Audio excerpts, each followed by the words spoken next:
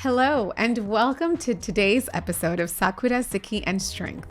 I am very excited today to have Gia Kiteishvili, an 11, almost 12-year-old young woman who is studying here in New York City. She is half Korean and half Georgian from the country of Georgia, not the state of in the U.S. And she is here with me, and we're going to discuss a little bit about her life and the way you're being raised, your feelings of identity, having parents who were raised in two different countries and you being raised in a third. And I'm very excited. So thank you so much for taking time out of your schedule to come. Thank you too for inviting me. You're very welcome. So I wanted to get started, and I will just give the audience a little bit of a background, right? So I am a third culture kid. My mother was raised in India. My father was raised in Japan, and I was raised here in the US. But my experiences are from 30 years ago. So I'm very excited to also have you here because you're giving relevant information to other parents who might be listening and other children living a similar experience to what you have. So if we can get started, when people ask you the question, where are you from? What do you usually say? And how do you feel about people when they ask you that question? Honestly, I'm fine because most of the time when people ask me that question, it's like out of like genuine curiosity. But I always tell them that my mom is from Korea and my dad's from Georgia, but I was born here in New York City. So, Right. Yeah. And do you ever feel people who are confused? Like, what do you mean? Or Not really, because I guess I have a lot of people that relate to me nowadays too. And I think a big part of that is also probably being raised in New York City, right? Yeah. We're so lucky here that there's so many different people. And if you could design a flag that represents you, not just one country, what would be on it and why? I think I just put the flag of Korea and then the flag of Georgia and then the flag of America, and I just like combine them all. But I don't know, because I feel like that represents me as like a whole. So yeah. And is there something special from your Korean heritage that you could share with us, and something special from your Georgian heritage that you're very proud of? I really like the food from both countries. Korea has some of like the best foods you can ever have, and I love like eating their foods, especially when my family makes them for me. And the same goes for Georgia. They have amazing, delicious food, and you can also find the food like here in New York City in like different restaurants. It feels good that I can find the foods that I normally like from other countries here too. And what are your favorite types of food from Korean culture and Korean food? What's your favorite? From Korea, I really like tteokbokki. It's like this spicy like rice dish kind of, and it's like really good. It's like very common to find there. So yeah. And is it common to find here? Yeah. It is? Yeah, you can find it like anywhere here. Yeah. And how about for Georgian food? What's your favorite dish? I like hachapuri. It's like this cheese and egg mixed together in like this bread bowl, and it's like really, really good. Yeah. Sounds delicious. Is there a favorite restaurant you have here in New York City? Chama Mama. It's a Georgian restaurant, and it's so good. They Chama have Mama? the best food. Yeah. And where is it located? Do you know? They have multiple locations, but I don't really remember a specific one. But Okay. their food is amazing. And it's called Chawa Mama? Chama Mama, yeah. Chama Mama. Okay. Thank you. And what do you ever feel, just because you do have different identities and cultures that make you up, do you ever feel that you're between worlds, or do you feel like you kind of get the best of both worlds?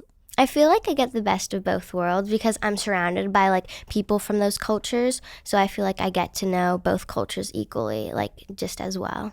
And are you able to, do you have Georgian friends as well and Korean friends as well here in New York? Yeah. Well, not here in New York, but I have a lot of friends in Korea. Not so much in Georgia, but I'm going this summer.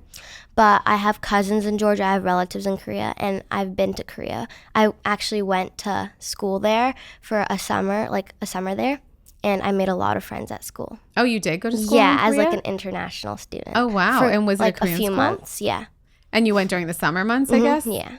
And how was that? Was it in Korean or English? It was in Korean. So I got like the whole experience of being there, and it was really, really interesting. I made a lot of friends. Yeah. Could you talk a little bit about that? What was that like? Did you wear uniform? They didn't have uniforms, but I learned a lot of different traditions there that like are really different from American like school cultures. You had to wear these rubber shoes everywhere, and they'd give you lunch in like a tray, and it was like very organized and neat. Yes, I can It relate was to that. fun to experience like a different school kind of culture. And did you find socially, were the kids pretty much like the kids here when you Yeah. around your age, the same? Yeah. Yeah. And were there any games that you guys played that were different than what you play here in the U.S.? There was a lot of running, and there was jump rope. There was like actually a sport where you would like jump rope, and you could like dance with them. It was really fun. Dance with a jump rope? Yeah, like you could like jump with it and like make moves and stuff. It was really interesting. Oh, yeah. that's cool. And it's a sport. Yeah, it was a sport. And there's competitions then, like to win. Oh, wow. Were you speaking in Korean at all, or was it? I mean, were you speaking Korean in school? I'm guessing. Yeah, it kind of forced me to speak Korean more often because everyone spoke Korean. Right. And like just how we have like Spanish class for elementary school. For most schools in Korea, they have English. So Okay. Yeah. I like definitely was the best at that. And everyone was so surprised at how good I could speak English because, well, obviously I'm like American. And so it was kind of like interesting to see how bad I was at Korean, but how good I was at English for them to see like their reaction towards me. Right. And did anybody make fun of you for your Korean? No, not really. They kind of understood. They were really welcoming. Okay. So Yeah. they knew that you were learning and that you yeah. were only there for a few months. yeah. Okay. Cool. Well, that sounds like a lot of fun. And I have another question for you. So imagine you're writing a letter to a kid in Korea and also another letter to a kid in Georgia about what it's like growing up in America. What would you tell each of them that might surprise them? So I feel like back when there were like a lot of immigrants coming to America, like that might have been like a while ago, but like people like escaping their country from like famine or war or something like that, where you could get like a lot of money and good jobs and like kind of care for your family easier. But I feel like nowadays it's not so much viewed as that, but I feel like a lot of foreigners still think America is like a golden paradise, but it's not that much. Like it's still amazing, but I don't think it's as much as it's like made up to be. It's a little bit harder, I think, than what it may be. The life now, especially for people trying to come in, it's a little bit different. I agree than even when we were younger. And then my next question. So some people say home is where the heart is. Others say home is where you're born. Others say home is where your family is. So for you, how would you describe yours? I feel like home is a feeling rather than a place. For me, I have a very specific feeling of home. It happens every year during Christmas time when I'm surrounded by people who love and care for me, like family members and like really close friends. I feel like really loved, and I feel like that's a good like place that I call home. Yeah. And who do you celebrate Christmas with and where? So I ski. I'm on a race team. And so every winter I go up to Massachusetts and I ski there. So I always have like all my ski friends over for Christmas and like basically my family and relatives. Oh, nice. And these relatives, are they the Korean side, the Georgian side? Are they mixed? The Korean side. Korean side. Yeah. Great. Well, that sounds like a lot of fun, really nice traditions. Can you tell me about a moment when you realized your family does something differently than most American families? Was it funny, confusing, or something else? I feel like, well, every year when it's New Year's, we get money from our older relatives, so like our elders sort of. So me and my cousins all line up and we get our money in like little envelopes. And honestly, I always thought that was like really special and fun and something I cherished because I felt like it made me different from others in a good way because other people don't get like money during the New Year. Right. So yeah, that was something I think I really like. Yeah, that must have been a lot of fun. And I'm sure a lot of kids got jealous. Yeah. So when you hear people say kids these days just don't understand different cultures, what do you think? And what do you see that adults might actually miss? I feel like kids these days don't really try to understand different cultures because there's no really given space for them to like really try and understand or like have a deeper dive in different cultures. I feel like in school it's not really there in our curriculum. So it's harder to accept or like learn about other people's cultures because I feel like it's not so much learned about or talked about as much. Got it. And do you think if there was something that you could change the way it's taught in schools, what do you have any ideas? Like how would you want to bring more different cultures and nationalities? I think more interactive like studies, like maybe have people over and like learn how to like sing or maybe like make food that might be similar to other cultural traditions. So yeah, I think that's a great idea. I think I could see what you're saying because in school they make a huge effort to maybe academically explain a holiday, but you're not necessarily getting a firsthand view or experience celebrating that culture or that holiday. Yeah. Are there foods, traditions, or ways of doing things in your house that your friends think are cool or different? I think the New Year's tradition was really cool. Like a lot of people were like jealous in a way. And I think I was really proud to show them that I had a different culture and it gave me special like perks in a way. Right. And do you find when you're with people your age, are you able to do the same things as them, or do your parents have almost a different set of rules sometimes based on their own cultural backgrounds about what's acceptable and what's not? I guess that like, well, we like to keep our house like clean, so we have to take our shoes off, but I think that's something that a lot of other people do, but some people like walk in the house with their shoes on, so it's kind of different. In the Georgian culture as well, do you remove your shoes when you enter the house? Yeah. Oh, that's interesting. Okay. Yeah, I grew up in Japan, so we always removed our shoes. And, another thing that I wanted to ask you about was when you meet other kids who also have parents from different cultures, do you feel an instant connection? And what's that like? I do feel like an instant connection. Whenever I meet other people who have like a lot of different backgrounds just like me, I feel a sort of connection to them and it kind of makes me click with them. Right. But I also feel like there might be like tons of other people out there who have different cultures like me. And I feel like there's just like an unseen like web of connection with people, and it's kind of like an interconnected kind of community of people who have multicultural backgrounds. So whenever I see someone like that, I instantly connect with them and we become really good friends. Yeah. And can I tell you a little secret? Yeah. It's the same when you're older.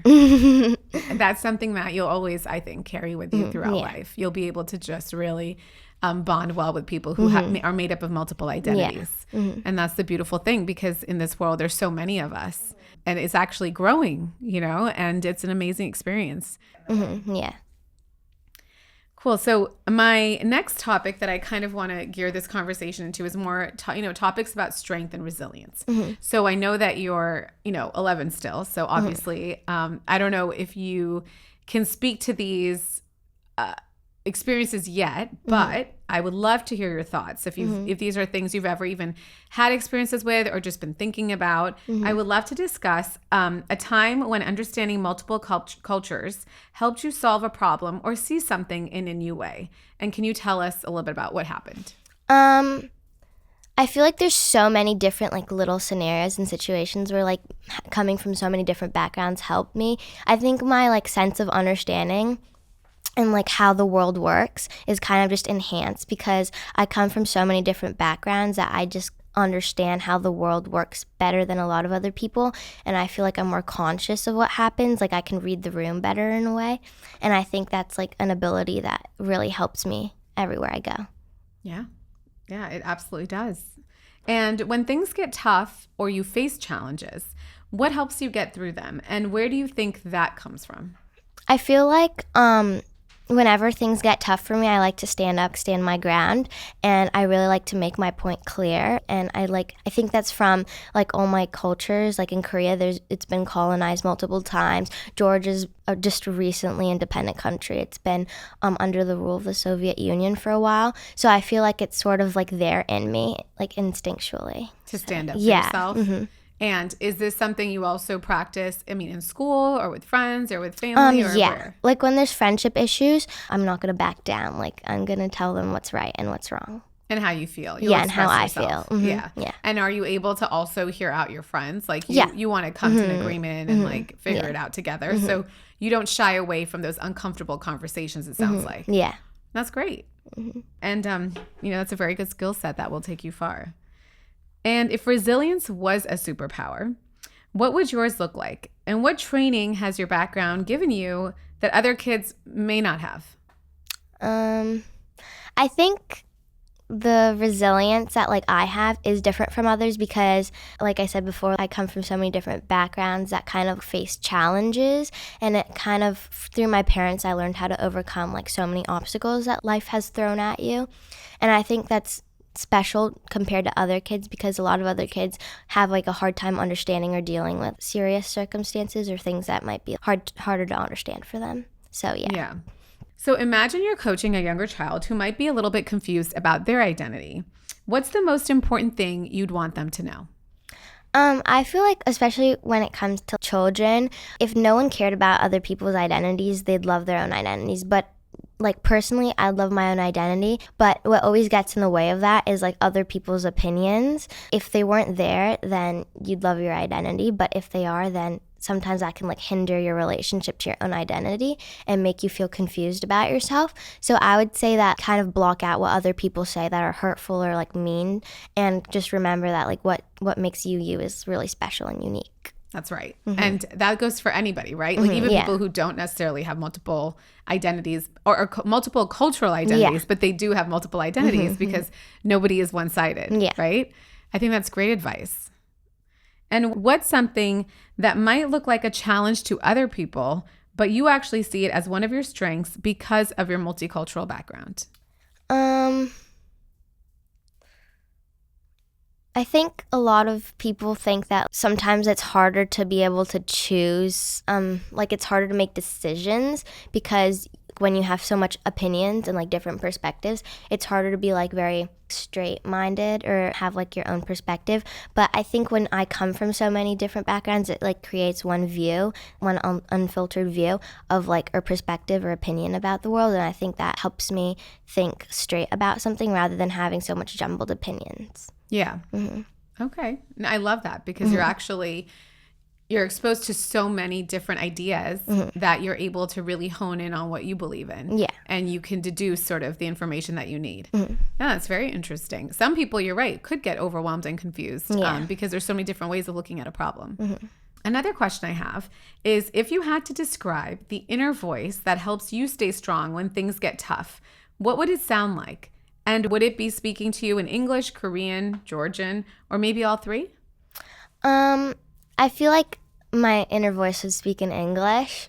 And when I'm dealing with something tough or through challenges or going through like something that might be hard for me to handle, I think my inner voice would definitely speak in English because I do think that's like my natural language.